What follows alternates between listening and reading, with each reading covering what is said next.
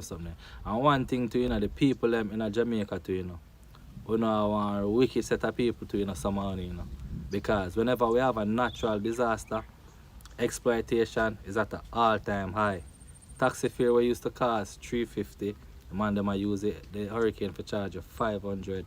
If one kangaroo cost $100, the man them want to sell you for $200.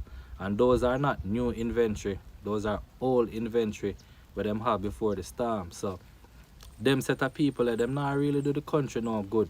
I mean I make you know straight. I not rate Cause I really believe in exploiting my people them, especially in a time like this. Cause at the end of the day, where them forget it from? Huh? Where them forget it from? Enough people now work. The hurricane mash up everything. The whole Jamaica they on slow motion. All if you're not fully affected, it still affect you. You see me? So we need to do better as a nation and we need to come together